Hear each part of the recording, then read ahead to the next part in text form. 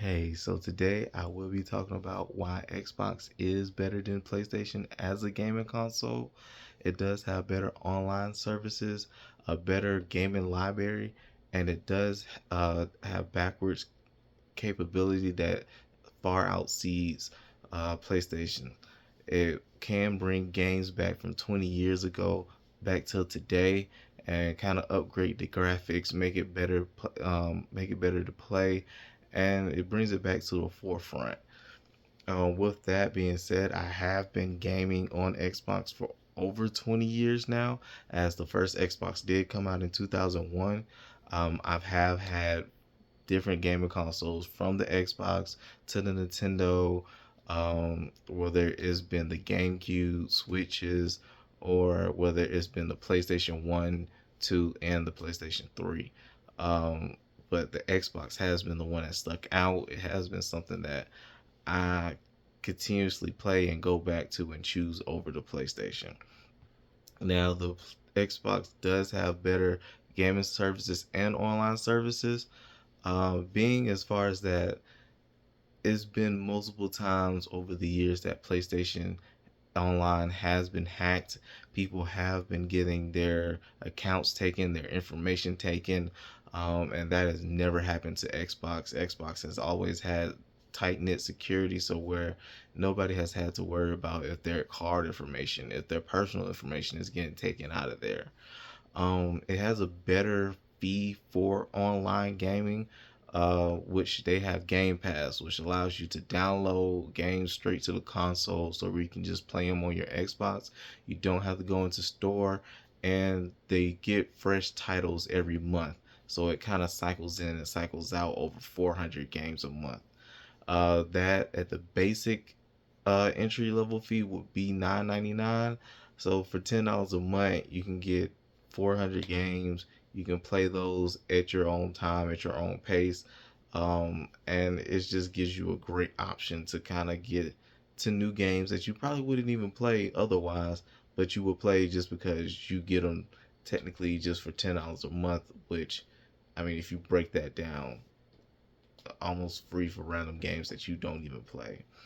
Um, with the capability that Xbox has, I mean, if you wanted to play a game from 20 years ago, that's something that is possible now with better graphics, with better controls and everything, and just an upgraded overall feel. It's like bringing a 1960s Mustang to today's level and tricking it out with the latest in technology, and now it's just a better feel, a better drive.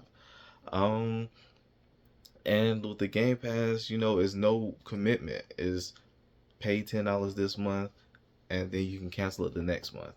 Or if you just want to keep going, you can keep going. With Xbox, it does have better exclusives. Some of that, the top three that stands out is Forza, Halo, and Gears of War. Those have been going on since the inception of the Xbox.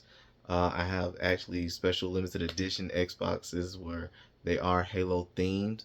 So those games have been here for a while, and it's been great to have those kind of here. They sell out a lot, they have a big following, and they just keep the ball rolling with Xbox. And they have like a Xbox does make a great range of games for diverse gamers, whether you like music, whether you like racing games, shooting games, strategy, RPG, even card games. They have Uno on the Xbox. So different things here and there that you can kind of get into. If you don't like one thing, it's always something else that you can like. Um, and just for the kind of things, people will say about PlayStation, it's just that they want to talk about how PlayStation is just more popular, a more popular system, that everybody has a PlayStation, which is more so the case, that more people have more PlayStations than Xboxes. But just because something is popular doesn't make it the main thing. It doesn't make it the standard or the best thing to have. A perfect example of that is kind of at the Grammys, where Killer Mike won 3 Grammys over people like Travis Scott, who are way more popular, but the quality of the music didn't stand out comparable to a Killer Mike. And that's kind of the same thing. Just because it's the PlayStation is more popular doesn't mean it is a better console than Xbox. Um, PlayStation does have VR capabilities as far as virtual reality and a better kind of portable system as far as comparable to the Xbox, which is kind of the only real thing I see that can be, a big upside to it. The VR is a cool concept to have and a cool thing to be able to do.